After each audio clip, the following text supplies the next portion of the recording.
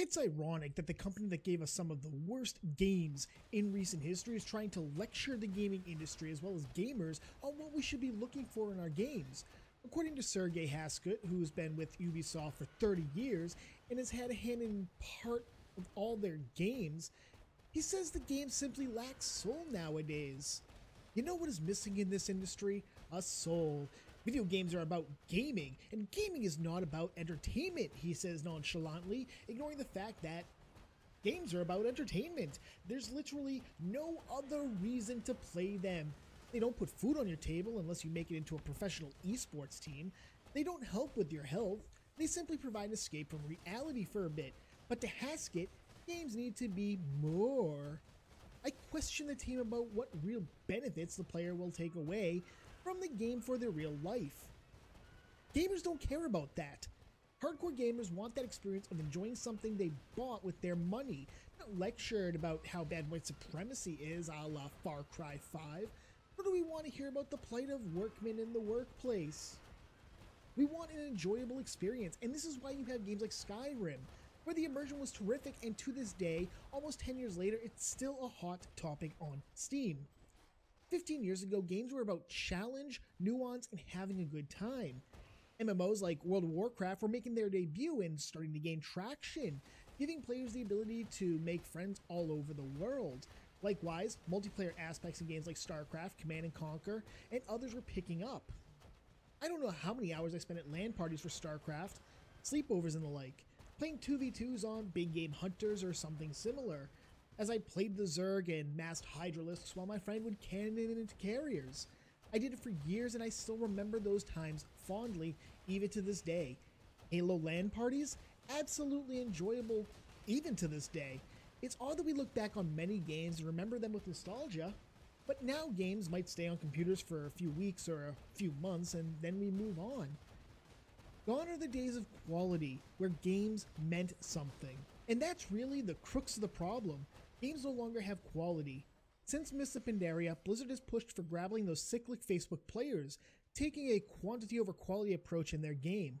It became so bad that Blizzard said they would no longer report on WoW subscription numbers in 2015 because it was a constant, noticeable decline.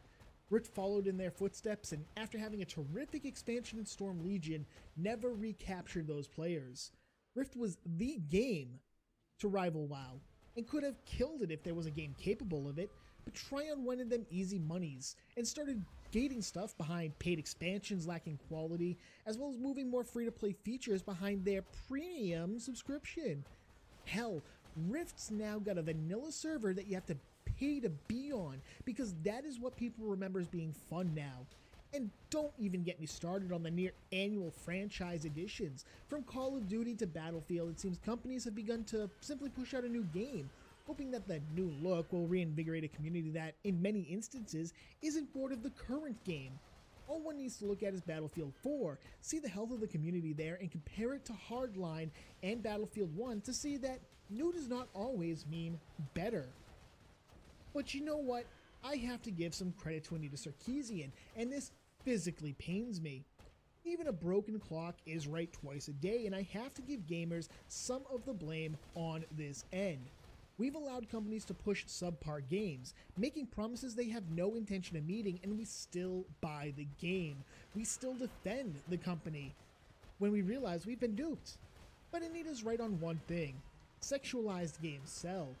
Terra and Black Desert Online are two of the most basic games available, offering little to nothing in the way of actual gameplay material, but because they offer us curvy chicks with big tits and oiled up bodies, barely covered up by the metal beneath masquerading as plate mail, and they jiggle all over the place with amped up physics to cater to the socially inept neckbeard who is terrified of leaving mommy's basement, they continue to have a sizable player base.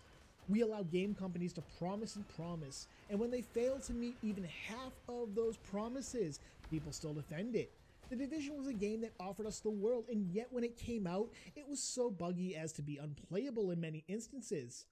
Hacks were rampant, and the enforcement non-existent.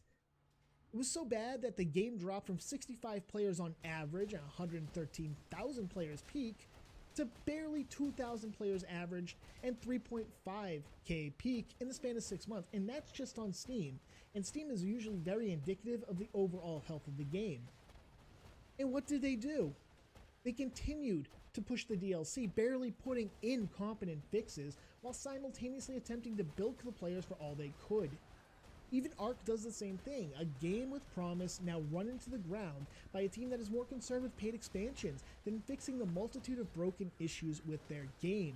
And both companies, Ubisoft and Studio Wildcard, are simply going to rebrand their title as 2 rather than perform all the fixes necessary, seeing the success of Destiny 2 to recapture players who had become disillusioned with the original game and hoping that the new and improved version will draw people back in.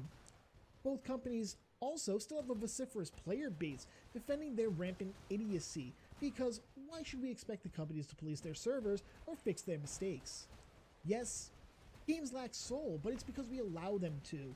And the companies have become used to this. They see that they can get away with it, and the players refuse to hold them to account. Even card games are suffering from this with declining quality in stock. Magic has had huge issues with the card stock the past few years, but it's ignored by the more mainstream player base and the pros because their politics are correct, as they shill for more diversity in the pro tours, wanting more women and trans individuals competing rather than getting where they are on merit.